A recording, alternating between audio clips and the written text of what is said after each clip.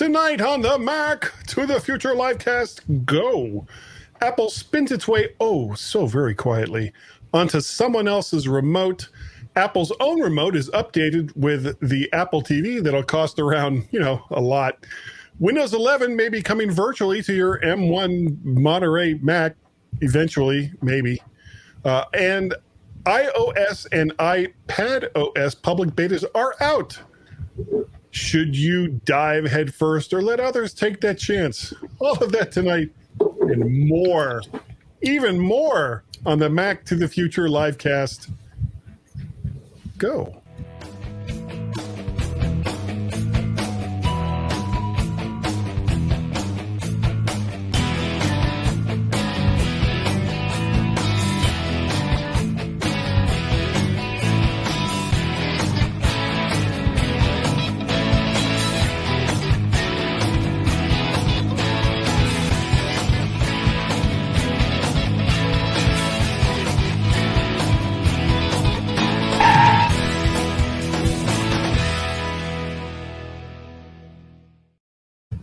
And good evening, everyone. How are you? It is so good to be here after a couple of weeks off. Sorry about last week. I got pulled into moving my son halfway around the world, or even 15 miles down the road from where he currently is. Either way, my son, I love him. I got to help. That's just how it works.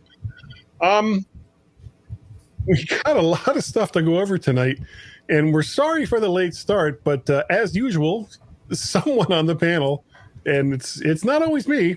I had audio issues. And tonight it was Dave's turn. Hello, Dave. It happens. I had to reboot. But I'm here and glad to be here. Yeah, we missed you. We missed doing the show. But, yeah, we didn't even get to do Chuck's show on Tuesday.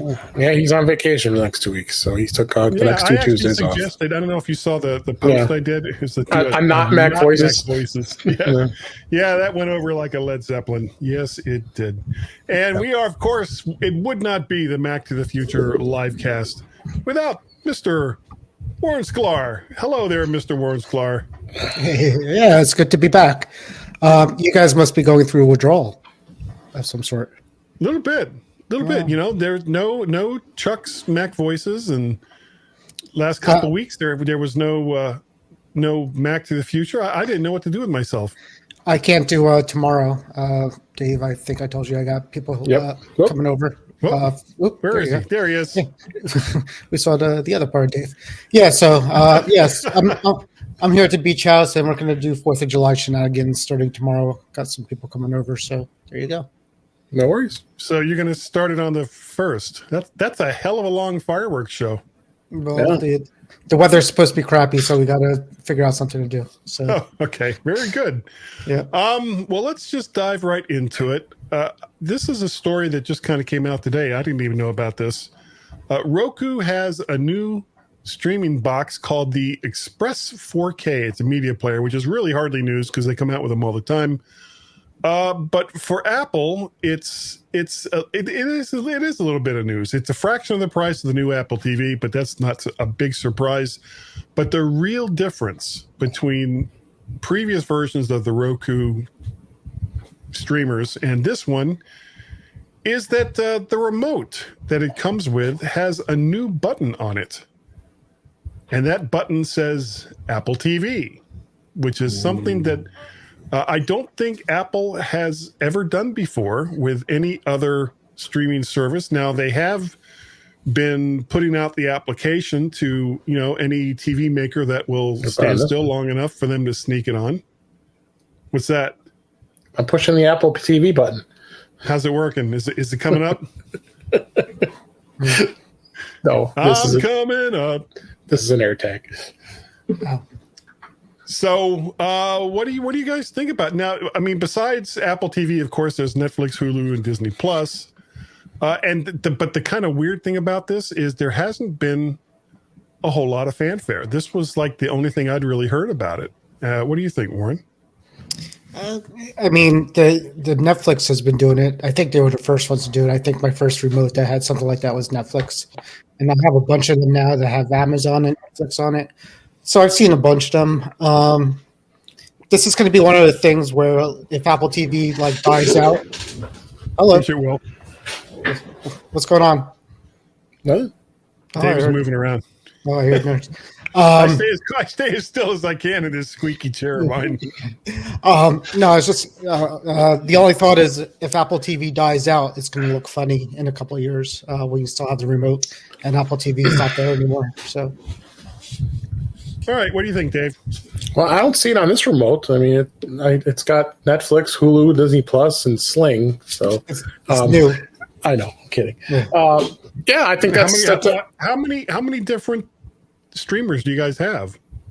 I have at least 3 sitting over next to me here, and just because the TiVo, I have the TiVo stream, the Roku, the Amazon TV, and Apple TV.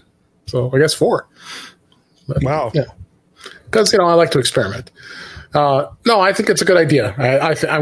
Apple just keeps putting themselves out there with different things and different things they want to do, and it's I think it's a smart thing for people to get access to it. Now with the 12 months free subscription going away at the end of next month, they're going to try to get even more traction to get people to use the service, and they're adding more and more content as we go. All the new shows are coming. With Ted Lasso's coming. Ted Lasso's. Yeah, we got next month.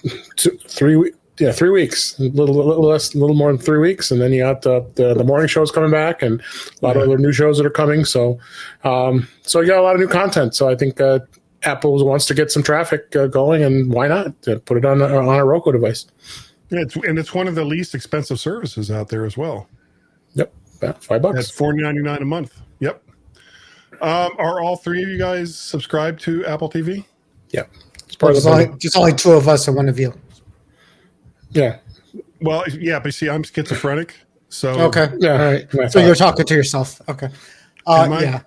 I have Apple bundle. I have the Apple TV subscription. Yes, and I'm digging it. We watched. We haven't watched it, but I'm trying to think the last thing we kind of watched on that, and I think it was a Justin Timberlake thing that was on. Palmer. Yeah. So I'm looking forward for something else. Definitely Ted Lasso. The morning show was good. We did watch the second series of Mankind. That was good. Yeah, I need to get caught up on that. I'm just getting started on the second series. The second season, the second season was better than the first, by the way. So you should really watch it. Yeah. Well, the first season, that middle part just kind of dragged. For sure. They were spending a lot of time talking about look, all the new astronauts up to speed, and it was like, all right, can they go into space sometime, please? Just somewhere. It gets better. It got better than that. So yeah. The whole thing at the end of the first season was just, nail biting. You didn't know if the guy that they had there at Camp, not Hamilton, what did they call that? Camp Jefferson? On the moon. I forgot the moon base. It was something like that. I kept getting the feeling he was just going to go, you know what? I'm going to take a walk outside and go out without a spacesuit or something. And I know that's not funny, so I'm not really sure why I was laughing. But he didn't. And eventually he went back, and now we're in the second season. Ted Lasso, of course. The one I'm really looking forward to is going to be in September with Foundation. Now, I don't watch, part of the problem with all these new streaming services, and I've got to say that, being the old guy that I am, life was so much simpler when it was just the 3 to 5 networks that we had on, and it was a constantly changing numbers because networks would come, networks would go, they would change names, and now we've got streaming services up the wazoo, and it's almost impossible to figure out what to watch and when to watch it. I guess the best part of all of this is most of it is on demand. So if, like with For All Mankind, if you don't get to watch it right now, you can watch it later on. One of the shows that I really enjoyed while it was on was Resident Alien over on Hulu, and I'm just now getting finally, 5 years down the line, getting interested in Rick and Morty. So I'm on season 3 of Rick and Morty. That's my list. I said the same thing the other day. That's on my list of the next thing to watch. I'm watching. Anybody doing Loki? I'm doing Loki. Oh yeah, Loki's. But yeah, Loki, the thing is, Disney I Plus. wish they would just like release all the episodes, but they're not. Me too. Yeah, but Yeah, I'm digging Loki. I I haven't like watched the 4th episode yet. I don't. Is So the 4th no one spoilers. out? Was it third? I think it's out. I think it's out either last night or tonight. No, I thought it was Fridays. Is it? No. Now I gotta look. Well, I've been seeing, what happened on Loki episode 4 on, things over on YouTube. So I just assumed it was already out, but I haven't watched it yet. If it is or isn't. Well, I hope it's not, because then I'll feel bad that I haven't watched it yet. Now I'm looking because I'm gonna watch it right after we get off the show if it's out. I can't. That's all I gotta do. Damn you. All right. Damn you. We still have other stuff to talk about with the Apple TV. The latest version of the device is available with a remote that, according to some, sucks less than the suckle that sucked a suck storm of really sucking, like the remote that Apple has practically had since the 3rd version of the device. It doesn't suck. I like it. Is that the new one? Yes, it is. Did you buy just the remote, or did you just the remote? Because I'm fine with the Apple TV. Yeah, because the 5th generation of the Apple TV is now out, and it's basically $170, $200, and that gets you a slightly faster processor and the remote that Dave is holding in his hand. How much was just the remote?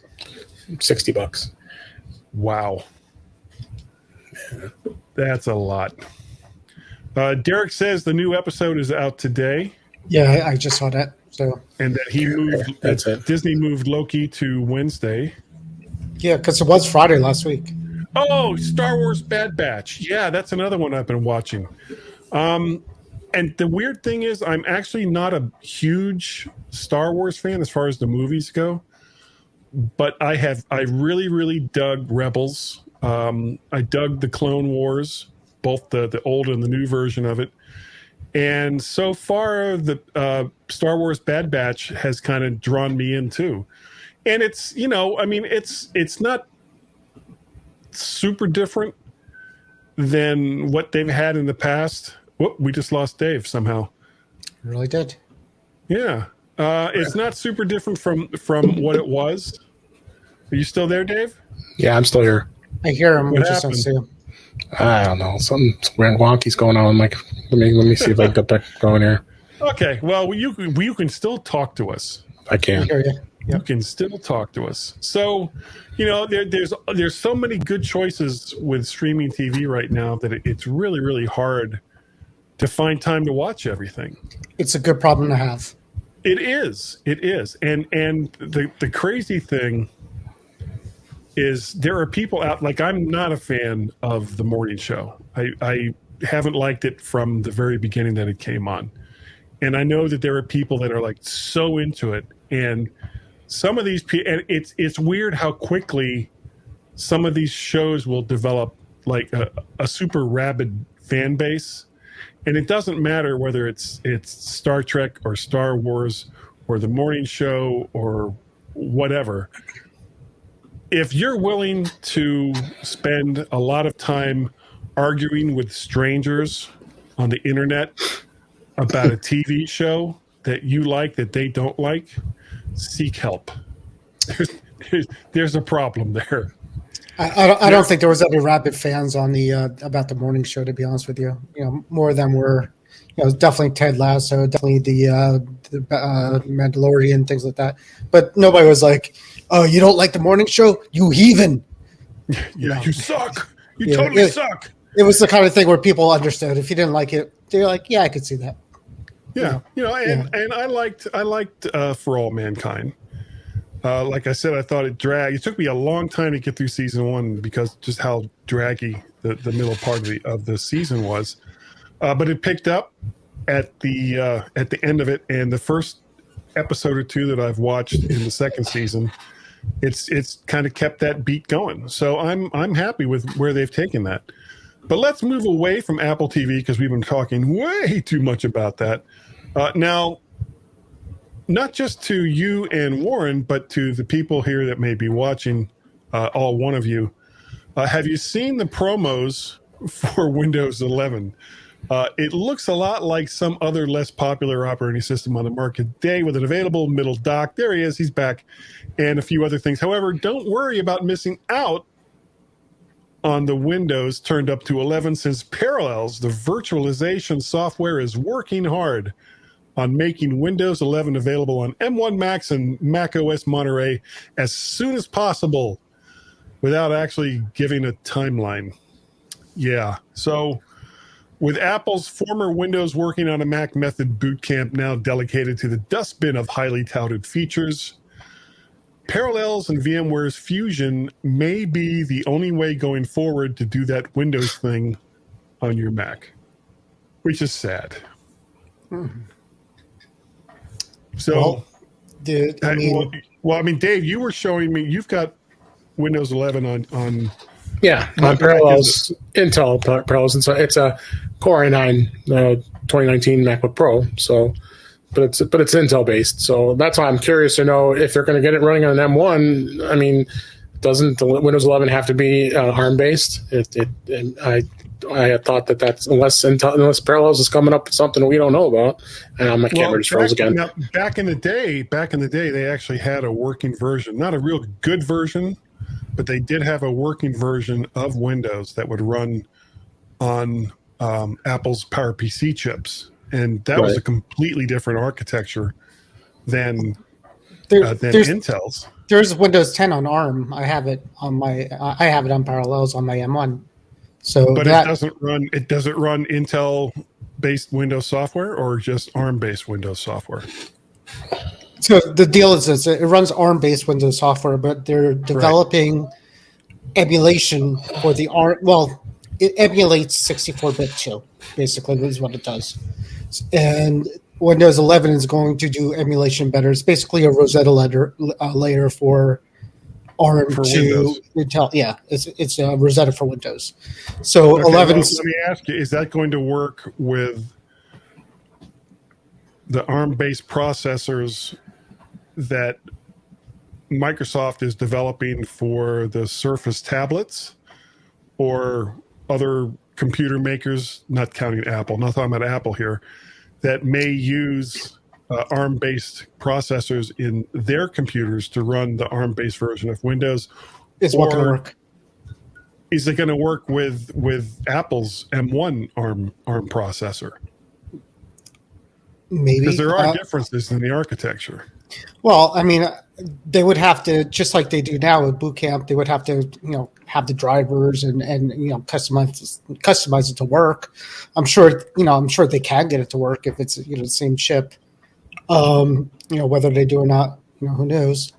But in any case, what they're trying to do now, just in the Windows world, is what they're trying to do is make Windows on ARM run everything that a regular Windows 64-bit could do, and as fast as possible. So in theory, if you get the ARM, to work, then you could get it on the Mac and you could get it on Parallels. Again, if you get it on Parallels, then you're running virtualization. So, you'll see how that goes too. But, if they could get Boot Camp going on a Windows ARM or a Mac ARM computer, an M1, that'd be great. If they could do it. Doesn't sound like Apple's into it, though. They really haven't. Apple's not into it, and then there's Apple. Well, they're not going to do it because the whole point of, or one of the selling features that they told people when macOS came out on Intel was that, well, now you'll be able to run Windows and Windows software strictly through it being an Intel based computer, as compared to trying to do it through virtualization like they were with PowerPC. And it worked. It got people interested in getting what was, and you can make this argument that Apple's hardware was better than most of the equivalent Windows hardware at the time. And that brought a lot of people into the Mac OS that otherwise would have just stayed with Windows, because they had a Macintosh computer that they were running Windows on, and they said, well, as long as I've got it, let me check out this Mac thing after all. And then a lot of them ended up sticking with it. Well, that's why Apple did it. Some amazing growth. Yeah, exactly why they did it. Yeah, Apple did it so people would, be able to run their, legacy things and still use a Mac, and that's why they're doing it now. But now I think they're in a point where I don't think they need They don't care anymore. to lure people into it that way. And Windows laptop is super cheap anyway, so I mean, it's not like you're better off just getting a cheap laptop. Cost burden, yeah. Yeah, at this point. No. But yeah, Windows 11 looks fine. It looks good. I've been running it. People say it looks like Mac. It really doesn't. The only thing that looks like Mac is the dock. They moved the dock from the left to the middle, which you could just move right back. You can still move it back, yeah. Which I've done already because I'm used to it. So I mean, listen, you as a Mac fan and an Apple fan, you have to keep your eyes open. Things will improve, and that's good. For if every operating system or every other system, didn't compete with Apple wouldn't have no reason to get better. Oh, and Microsoft says that Microsoft leaked an early view of it, and I'd heard that as well. It leaked out of the BitTorrents. No, well, it leaked out. I put the leak on first on one of my computers. Of course, you did. And it's pretty much exactly the same as the one that came out. Do you think that Microsoft did it, or purposely? Is like some kind of marketing thing? No, absolutely not. Somebody snuck it out. They leaked it out. Yeah, they stole the thunder. I don't know. It's one of those naturally occurring events that can get people. Basically, this leaked version is like an early beta. I don't think it's an alpha, but it's like an early beta of what Windows 11 is going to be. So this gives people a chance to kind of play around with it, and it's at no real financial cost to Microsoft, since this version eventually is going to go away and people will have to get the official version. No. Stop. It's got people talking about it. No, it doesn't. The leak doesn't. This isn't even a Windows show, and we're talking about it. Well, you got to stop because they came out with the Insider. There's a beta program for Windows. Yeah, Insider. The Insider. We all had the. It's not a leaked version. It's the Insider version. So the leak came out a few days after they announced the Insider version that people could get. That was a problem. That was basically like somebody leaking iOS 15 the day before it came out, which has been done too, right? We've seen screenshots of things that were leaked from Apple a few days before the official thing, especially product images, right? We saw that. Like Tim Cook is there kind of thinking this is horrible because, I got to talk about it and people know about it already, but it was definitely not a purpose leak. No. You could get anybody could join the Insider program. You could download it right now if you want. I just did it. And the announcement happened on June 24th. That's when they had their big, wonderful announcement that was so lame. I didn't watch it. I watched it. Yeah. But the leak came out like 2 or 3 days before that announcement actually aired. So that's where that leak came out on torrents. So that's where you can get it. And then the Insider build wasn't available to download until Wednesday or two. It was Monday. I think Monday they came out with it. So. Yeah. I don't know. I'm going with the conspiracy theory. Okay, you did that. That's the one I like. That's the one I like. Have fun with that. Anyways, I like being out on the ledge. On the ledge, man. I am enjoying it. On the edge of the ledge. Except when it actually comes to getting public betas for all of my computers, which just leads so smoothly right into the next thing that we're going to talk about, which is everyone ready for the iPad and iOS public betas? For me personally, no. I have one iPad, I have one iPhone, and I am not going to risk either one of those on public betas.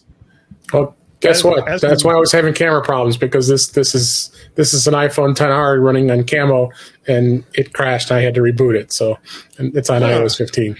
So wait a second. Let me think about that for a second. So a public beta with unsupported software can be a problem. This is what you're saying.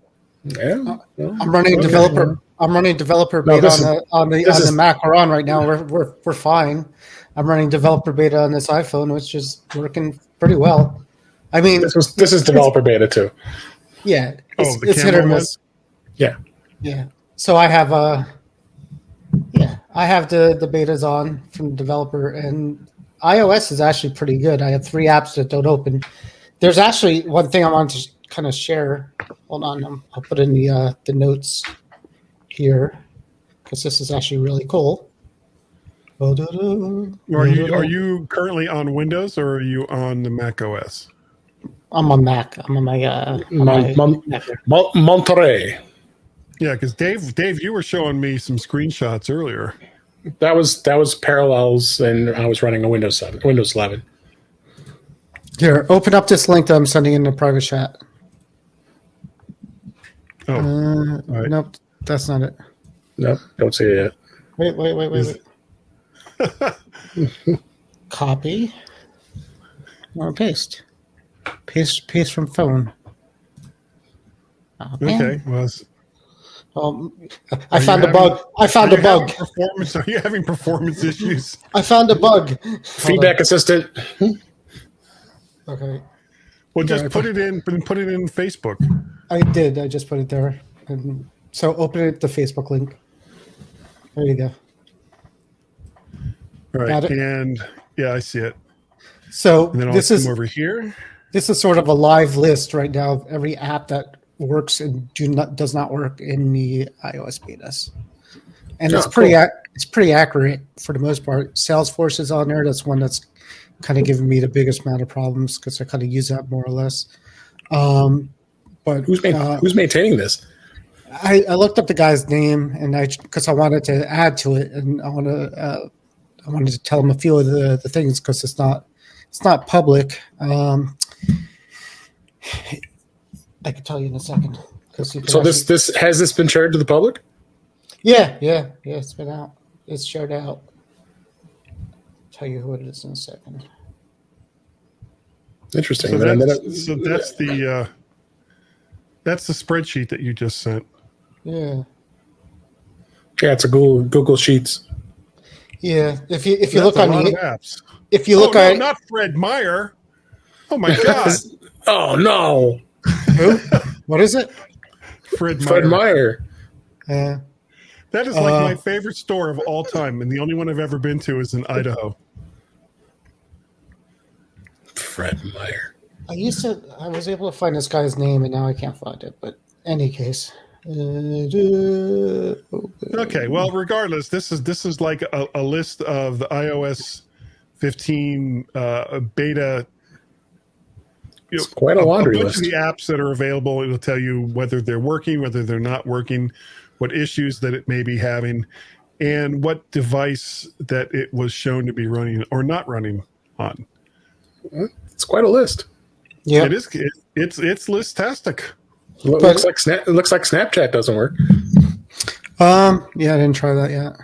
I'm wondering if the public beta is any better than developer beta 2, because that would be option 2. Developer beta like more advanced than the public beta? Well, it depends on when they're released. So the public beta came out today, and the developer beta 2 came out 2 days ago. So it depends on what they've done. Yeah, the Amazon app doesn't work. See, all right. Well, regardless, it does. If you're considering running beta software of whatever OS it is that you're considering running, just do it. Don't just do it. Don't do it. If all you have is one phone, give it a lot of thought. If all you have is one tablet, give it a lot of thought. If it's your computer and that's what you basically have, give it a lot of thought before you do it. Do complete backups and make sure that you can get back. Let me finish. Make sure that you can get back to a working system before you do any of these. The real advice. The real advice is that is the real advice. The real advice is it's all reversible. Take a backup, except for the watch. If you do the watch, it's stuck on that. They haven't found a way to revert that back. Everything else is really easily reverted back if you have to. Yeah. So just do it for everybody. Well, not for everybody. If you want to play with beta, you gotta pay to play. Don't pay to play. Don't pay to play. Make sure that whatever it is that you're doing in the way of beta software, that you can still get back you yourself, not somebody like Warren, not someone like Dave, not someone like me, that you yourself can get it back into a working state. Yeah. Otherwise, you'll regret it. Just wait until the regular version comes out. Oh, chicken! I'll call you all chickens. Okay, you do that. I'm gonna wait. Disclaimer. Chickens. Not gonna do it. All right. Well, that is all the content that we have for this week. Thank you all so very, very much for joining us, Warren. If people wanted to get a hold of you and say, "Are you out of your effing mind?" Having beta software on every single thing that you own other than your car. And you want to talk about chicken? Go ahead. Put it on your Tesla. Yeah, get that beta software for your car, Warren. I don't want to hear your crap about. I actually asked for it. I actually put in for it too. And I think you should get it. Yes. I would. What's the worst that could happen? I mean, it crashed into a tree. Yeah, it won't kill you.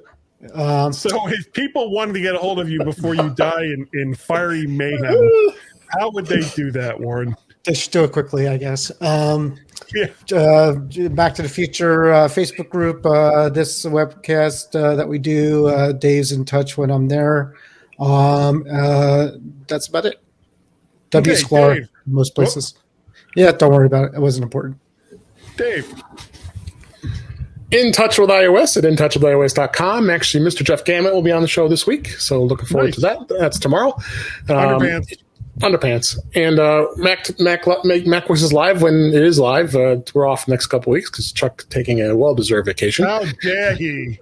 And you also find me on the Mac Show on the British Tech Network on Fridays, and usually, depending on my schedule. And president of the Suburban Chicago Apple users in Chicago. We just had a nice meeting about Contacts app. We just did a presentation, so we had a lot of fun doing that. Now we're on hiatus for summer.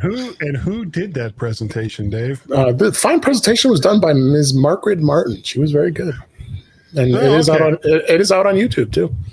Right. And then Twitter, DaveG65. I'm trying to cause trouble, Dave. I know. All right. If you want to get a hold of me, guy at mymac.com is the email address. No.